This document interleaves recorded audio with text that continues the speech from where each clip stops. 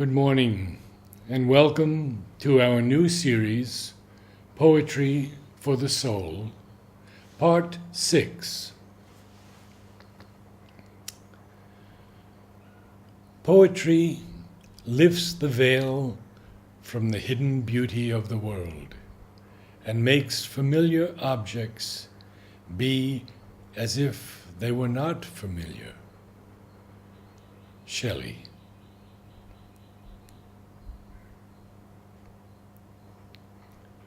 Poets are the unacknowledged legislators of the world. Again, Shelley.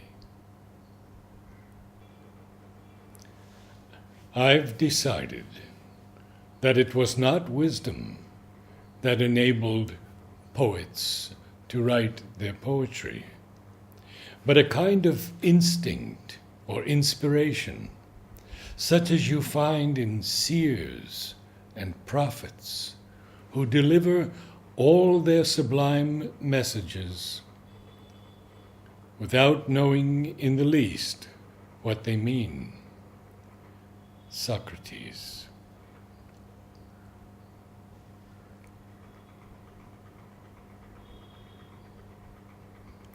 Good poetry seems too simple and natural a thing, that when we meet it, we wonder that all men are not always poets.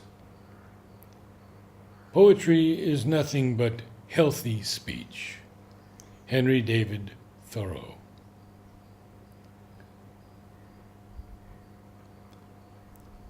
Poetry is the music of the soul, and above all, of great and feeling souls.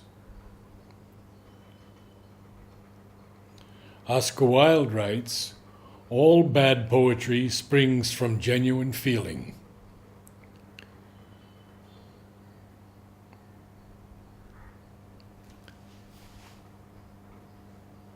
But all art is sensual, and poetry particularly so. It is directly, that is, of the senses. And since the senses do not exist without an object for their employment, all art is necessarily objective. It doesn't declaim or explain. It presents. William Carlos Williams. And Wordsworth writes, "Choice word and measured phrase above the reach of ordinary men." And again, Wordsworth, "Poetry is the breath and finer spirit of all knowledge." Stanley Kunitz. Poetry is the medium of choice for giving our most hidden self a voice. The voice behind the mask that all of us wear. Now, these next four are also by Stanley Kunitz, whom I admire greatly. Poetry says, "You are not alone in the world. All your fears, anxieties, hopes, despairs are the common property of the race. In a way, poetry is the most private of all arts, and yet it is public too, a form of social bonding. It gains its power from the chaos at its source, the untold secrets of the self." power is in the mystery of the word.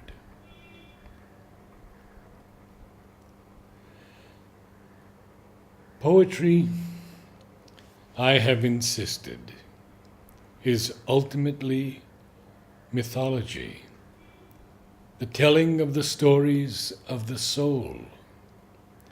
This would seem to be an introverted, even solipsistic enterprise, if it were not that these stories recount the soul's passage through the valley of this life, that is to say, its adventure in time, its history.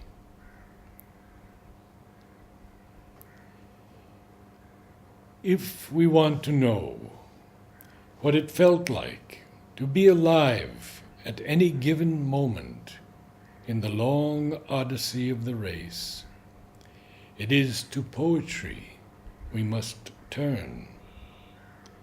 The moment is dear to us, precisely because it is so fugitive. And it is somewhat of a paradox that poets should spend a lifetime hunting for the magic that will make the moment stay. Art is that chalice into which we pour the wine of transcendence. What is imagination but a reflection of our yearning to belong to eternity as well as to time? Next, from Kunitz. In an age defined by its modes of production, where everybody tends to be a specialist of sorts, the artist ideally is that rarity, a whole person making a whole thing. Poetry, it cannot be denied, requires a mastery of craft, but it is more than a playground for technicians. The craft that I admire most manifests itself not as an aggregate of linguistic or prosodic skills, but as a form of spiritual testimony, the sign of the inviolable self, consolidated against the enemies within and without that would corrupt or destroy human pride and dignity. And the last one from Kunitz. And it's my favorite. He had many interviews, and this, I believe, came from him in one of those interviews. It is so beautiful. The poem comes in the form of a blessing, like rapture breaking on the mind, as I tried to phrase it in my youth. Through the years, I have found this gift of poetry to be life-sustaining, life-enhancing, and absolutely unpredictable. Does one live, therefore, for the sake of poetry? No, the reverse is true. Poetry is for the sake of the life.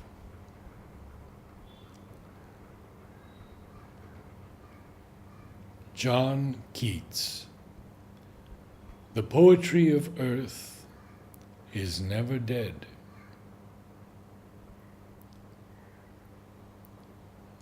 Edwin Hubble Chapin. Poetry is the utterance of deep and heartfelt truth.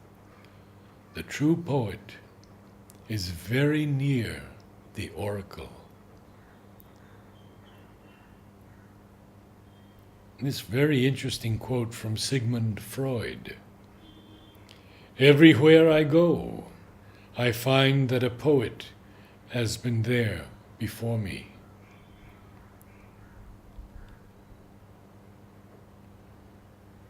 Hans Sachs writes, all poetic inspiration is but dream interpretation.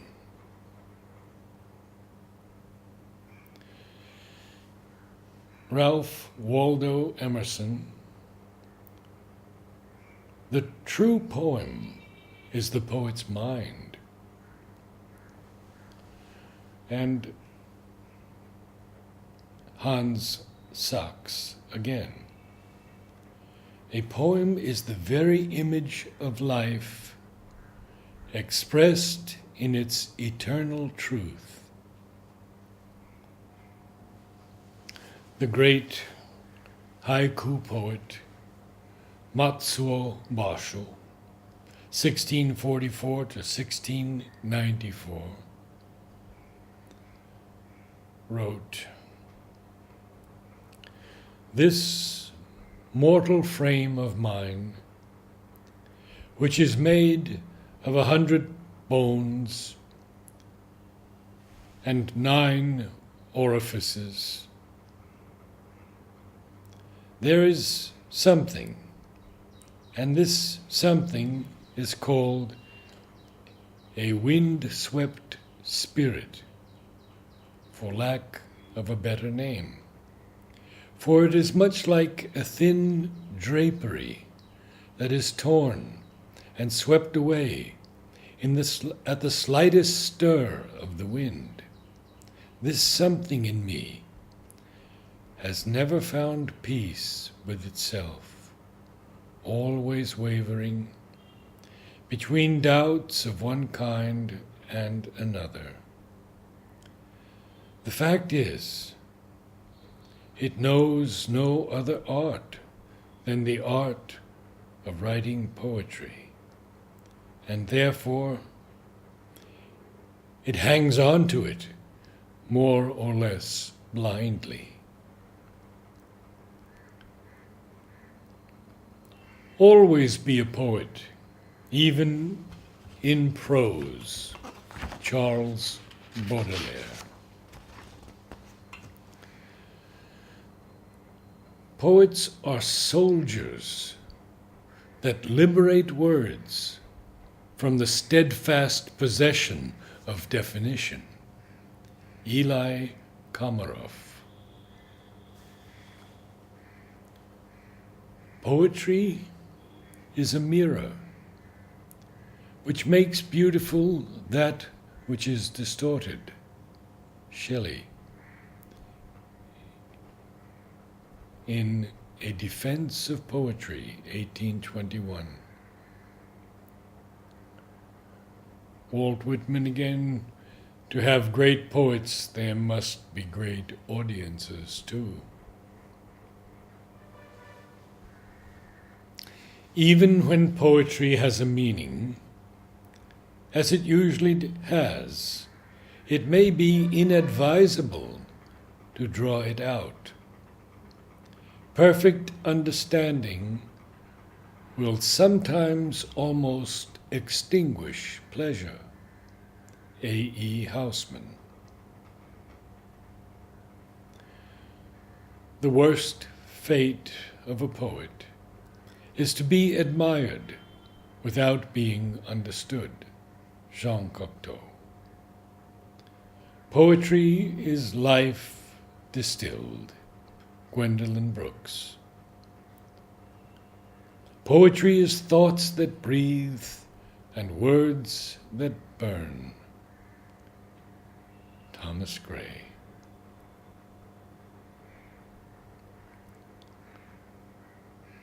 You don't have to suffer to be a poet. Adolescence is enough suffering for anyone. John Chardy.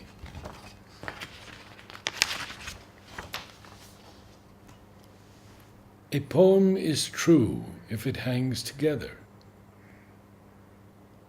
Information points to something else.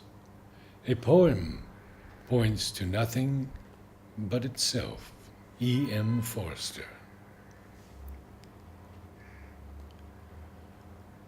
And another quote that we had earlier in this series: like a piece of ice on a hot stove, the poem must ride on its own melting. Robert Frost. And also Wallace Stevens. A poet looks at the world the way a man looks at a woman. Poetry is ordinary language, raised to the nth power. Poetry is boned with ideas, nerved and blooded with emotions, all held together by the delicate, tough skin of words. Paul Engel, New York Times. He who writes prose builds his temple to fame in rubble. He who writes verses builds it in granite. Edward Bulwer Lytton. The poem is a little myth of man's capacity of making life meaningful. And in the end, the poem is not a thing we see. It is, rather, a light by which we may see, and what we see is life. Robert Penn Warren. It is a sad fact about our culture that a poet can earn much more money writing or talking about his art than he can by practicing it. W. H. Auden. Breathe in experience. Breathe out poetry. Muriel Rukeyser. And the last one for today. I grew up in this town. My poetry was born between the hill and the river. It took its voice from the rain, and like the timber, it steeped itself in the forests. Pablo Neruda.